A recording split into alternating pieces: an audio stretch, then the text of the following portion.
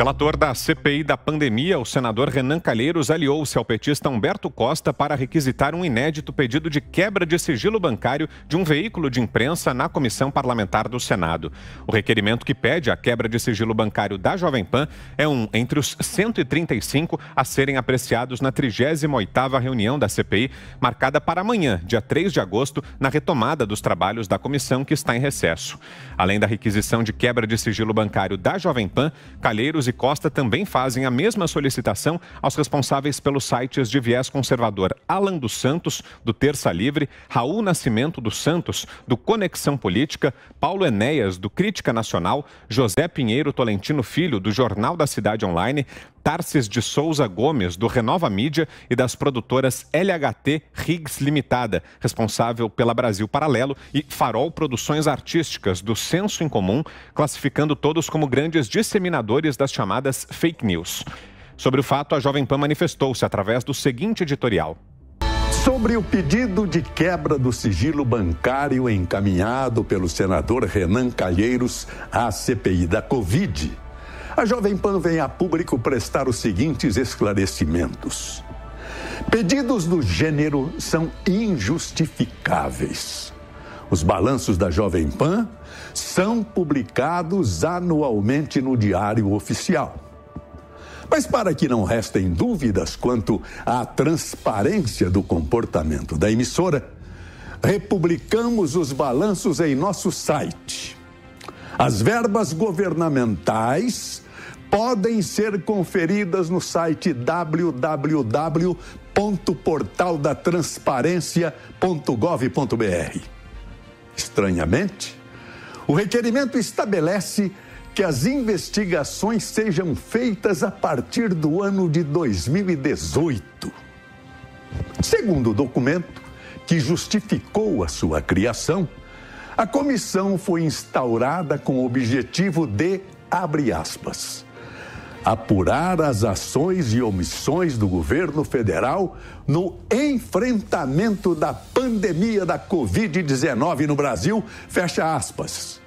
Como se sabe, a Organização Mundial de Saúde oficializou a existência de uma pandemia em março de 2020. A acusação de Calheiros, portanto, não se enquadra no fato determinado para a criação da CPI. Diferentemente do que afirma Calheiros, a história da Jovem Pan comprova que ao longo de seus 77 anos de existência, a empresa jamais disseminou fake news. Os profissionais da emissora divulgam fatos e os analisam segundo diferentes pontos de vista. O autor do pedido não especifica quais profissionais disseminaram notícias mentirosas e em quais programas isso teria ocorrido. Fica claro, portanto, que se trata de uma acusação genérica que tem por única finalidade cercear a liberdade de imprensa no Brasil. Augusto Nunes, então. Boa noite, Augusto. Boa noite, Vitor. Bem-vindo de volta. Obrigado, Augusto. Boa noite, minha querida parceira Ana Paula, meu irmão Guilherme, compadre Zé Maria. Bom, então eu começo essa rodada dizendo o seguinte: como veremos ao longo desse programa e como constatam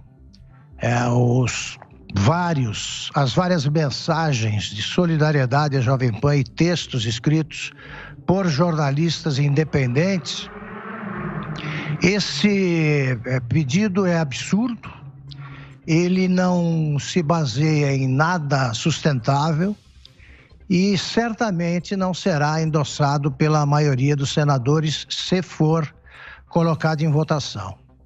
O jornalista Mário Sabino, por exemplo, ele destaca um trecho e ele ressalva que discorda das posições editoriais dos jornalistas da Jovem Pan.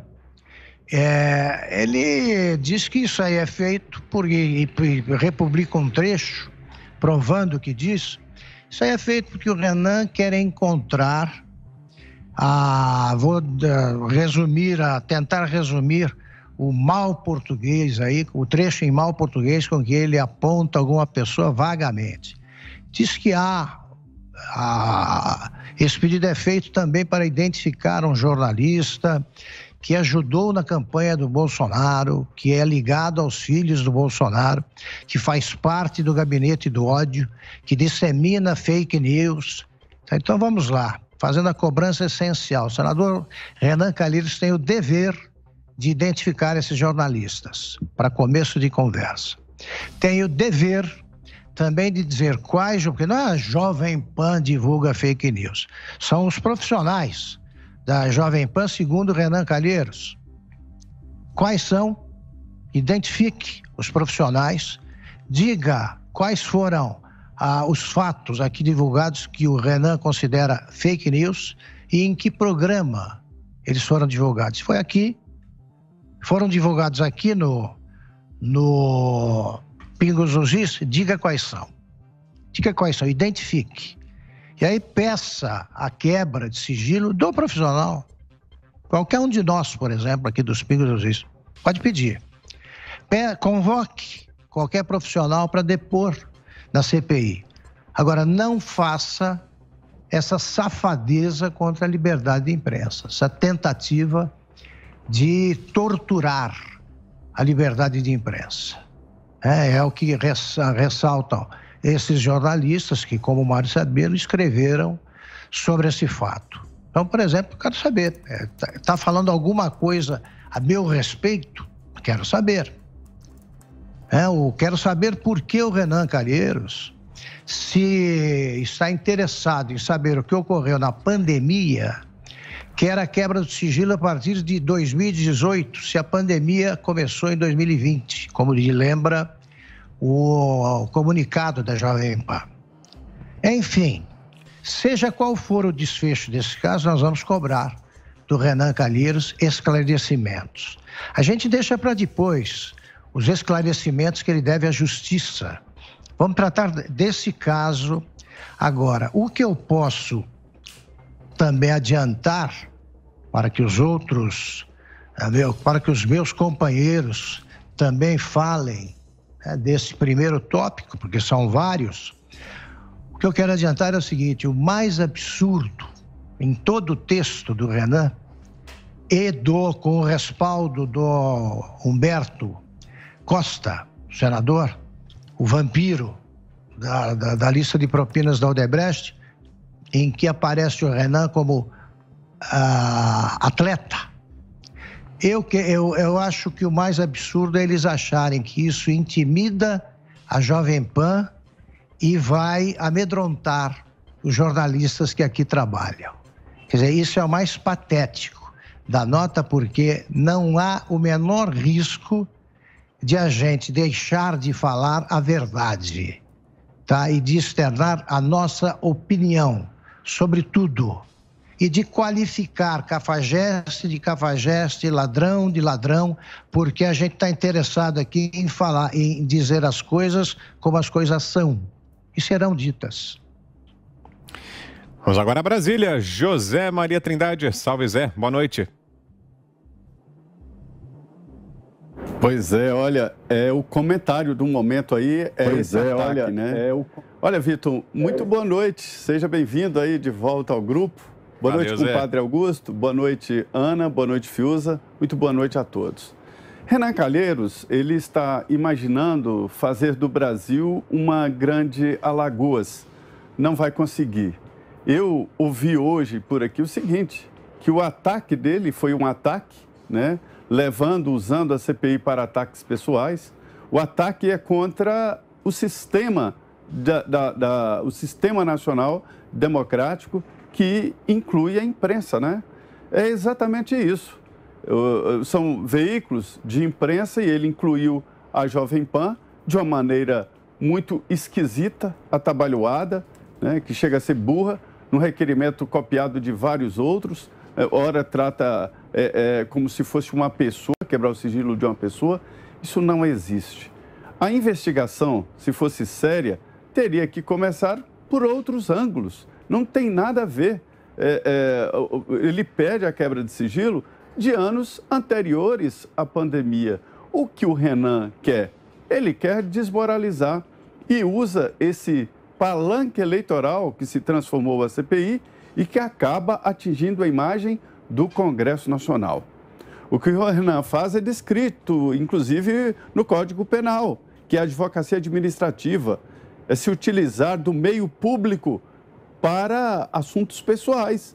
É o que ele está fazendo, né? É como disse o Augusto, que ele indicasse a pessoa e respondesse ou pedisse o direito de resposta. Democraticamente se faz assim. Agora, usar um instrumento como o CPI, que é um instrumento poderoso das minorias, né? Um debate importante, uma investigação importante para fazer ataques pessoais e particulares, isso é nojento. O que ele está fazendo é usar um meio público para seus fins pessoais, nada mais do que isso. Eu ouvi de colegas, ouvi de parlamentares, né, dizendo exatamente isso, que trata-se de um ataque à liberdade de imprensa que é redundante na Constituição. A democracia, como disse hoje o presidente do Supremo Tribunal Federal, o ministro Luiz Fux, né, tem pilares.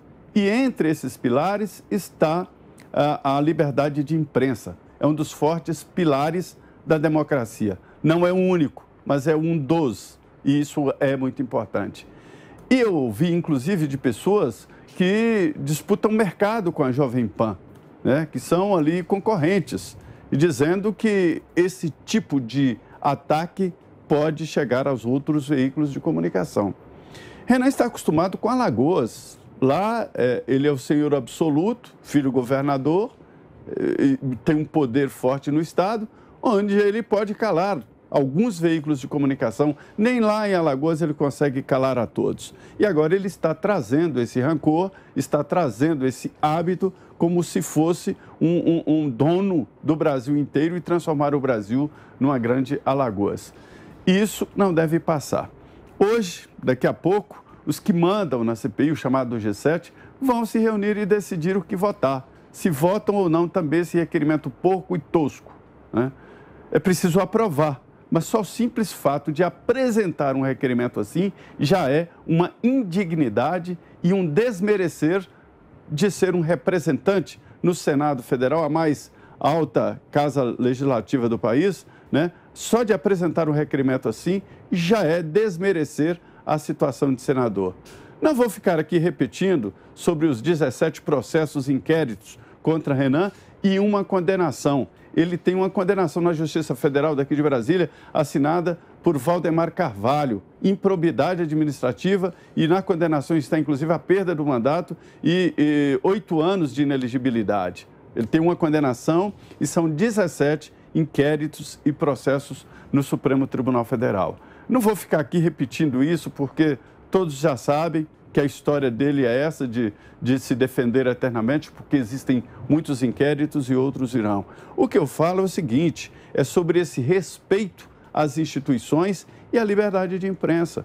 Não vai dar em nada, porque a Jovem Pan, a Rádio Pan-Americana, SA, nós já temos 77 anos de mercado, de trabalho.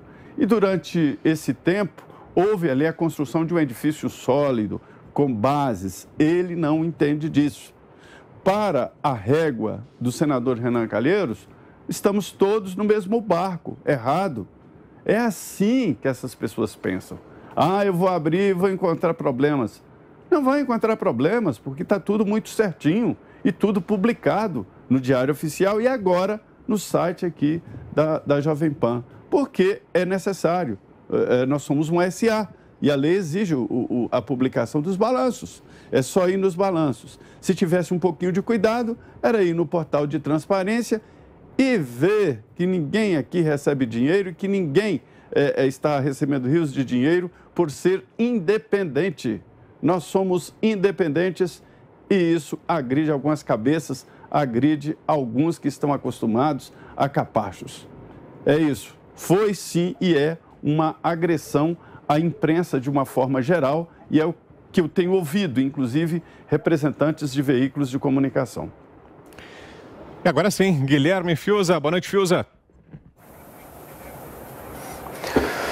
Boa noite, Vitor Brown, bem-vindo de volta. Boa noite, Obrigado, José Maria Trindade, Ana Paula Henkel, mestre Augusto Nunes, e boa noite a você. A gente está diante de um filme que, né, o roteiro já estava dado, né? A gente vem falando sobre a atuação exorbitante dessa CPI no sentido da perseguição. Essa CPI tem sido usada, né, nos seus instrumentos aí constitucionais de investigação com desvios para perseguição.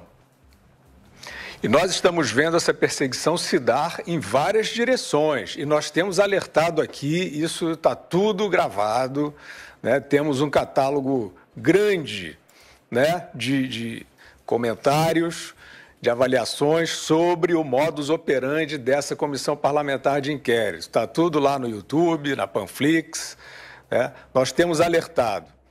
A sociedade brasileira está transigindo com uma ação perigosa, uma ação de perseguição. Nós vimos médicas, estamos vendo médicas sob perseguição dessa CPI. Ou seja, usando de forma abusiva seus instrumentos, sua autoridade, né, de investigação, para constranger e intimidar pessoas. E, no caso, profissionais da medicina. Uma dessas médicas está, inclusive, processando integrantes da CPI. Se eu não me engano, 2 estão processando. Isso é perseguição, isso é um estado de perseguição, isso não é estado de direito. E o que nós vimos, nós temos alertado aqui fartamente sobre isso, saindo, né, deste lugar de uma suposta dualidade, de uma suposta polarização. Esquece, não tem nada disso, não tem nada a ver com isso. Isso é um oportunismo. Você se coloca supostamente aí com uma causa política contra o inimigo construído para fazer política e para fazer perseguição e para abusar do poder. Então, nós temos alertado para isso, dizendo que não pode acabar bem, porque a sociedade está transigindo, de certa forma, com isso. Eu quero dizer aos ouvintes e espectadores aqui da Jovem Pan e dos Pingos nos Is, que parte da própria imprensa está transigindo tristemente com isso. Porque essas perseguições que eu citei são perseguições ostensivas, estão acontecendo, elas têm, no mínimo, vou usar um termo bondoso, no mínimo a complacência de grandes veículos de imprensa, fazendo essa triangulação, com sigilos que são quebrados indevidamente. O STF finge que não vê. Estamos ou não estamos vendo importantes, outrora importantes, pelo menos, veículos de imprensa compactuando com isso. Então, é esse o alerta que nós temos trazido aqui. A sociedade está querendo brincar de um jogo à margem da lei. E se você permite que o jogo fique fora da lei, você não sabe onde ele para e você não sabe a quem ele atingirá. A alegação contra a Jovem Pan, como já dito aqui muito bem pelo Augusto Nunes e pelo José Maria Trindade, é de uma precariedade constrangedora, né? É um documento de fato indigno, né? De uma alegação dentro de uma instituição investigadora. É um documento indigno, é vago. E ali contém um outro veneno que eu quero citar, porque a Jovem Pan está inserida num grupo ali do alvo do Renan Calheiros e do Humberto Costa, está inserida num grupo supostamente de direita. Esse é o truque, eu tenho falado reiteradamente sobre isso. Esse é o truque. Essa historinha do gabinete do ódio, ela existe associável a este suposto aí setor do espectro ideológico. Isso é tudo cascata. Isso é tudo cascata. A Jovem Pan não é uma emissora de direita. A Jovem Pan abriga uma pluralidade de visões, de opiniões. É uma instituição tradicional da cultura brasileira. E o truque aí, porque a Jovem Pan, se não me engano, é o único grande, tradicional grupo de imprensa inserido nesse pedido tosco, o truque é esse, é dizer que é um veículo de direita. Eu não trabalharia num veículo de direita, com todo respeito àqueles que gostam dessa classificação, que se enquadram nesse segmento, mas aqui não temos crachá de segmento político. Isso é um espaço livre, isso é a mídia como ela deve ser. E vocês haverão de encontrar, e certamente encontram, cotidianamente, na programação da Jovem Pan, opiniões plurais, todo tipo, inclusive alguns embates acalorados sobre política. Como é que pode ser classificável assim? É porque a Jovem Pan também abriga pontos de vista que não estão nesse truque de demonizar esse governo. Essa é a grande covardia, esse é o grande veneno. Que boa parte da imprensa caiu. O truque é demonizar o governo. O truque é dizer que esse governo federal é a pior coisa do mundo, que ele é uma antessala da ditadura e ficar batendo, jogando pedrinha em governo, que é a profissão mais fácil do mundo, né? Essa é a verdadeira primeira profissão mais fácil do mundo. São jornalistas de vida fácil, esses que vivem de atirar pedra em governo. O governo é a representação da sociedade, né? Ele tem pontos bons, pontos ruins, e quando nós trazemos aqui os aspectos positivos de reformas estruturais importantes que a sociedade sempre se manifestou, a sociedade sadia a favor, nós não estamos fazendo política de direita, conservadora ou governista. Nós estamos reconhecendo aquilo que o país precisa. E, covardemente, isso é associado com a associação política, né? Então, eu quero fazer essa distinção porque aqui, se você perde a independência, você cai realmente numa caricatura. E os covardes vivem de caricaturas. Não encontrarão aqui caricaturas, não há caricatura aqui. Aqui a liberdade, a potência na opinião, na visão, né? Independência. Esse é o ponto. E eu queria, mais uma vez, concluir dizendo o seguinte: os demais veículos de comunicação, ou até jornalistas, que estão assistindo isso achando graça, achando interessante e até compactuando com ações persecutórias da CPI, eles estão brincando com fogo. Eles estão colocando a um palmo da fogueira a sua própria liberdade. Pensem nisso. Agora você, Ana Paula Henkel. Oi, Ana, boa tarde. Olha, os meus companheiros aí já falaram praticamente tudo em relação a isso, né? A liberdade, acima de tudo, liberdade de imprensa. O que dá uma tristeza é ver pessoas, jornalistas, que não concordam com esse programa ou com o que nós pensamos politicamente, economicamente, ideologicamente, e estão aplaudindo essa quebra aí, né? Eu diria até isso, essa quebra do Estado Democrático de Direito, porque hoje não concordam com a gente, mas engraçado que há pouco tempo atrás algumas pessoas defendiam a primeira emenda americana, que é exatamente sobre a liberdade de imprensa e a liberdade de expressão.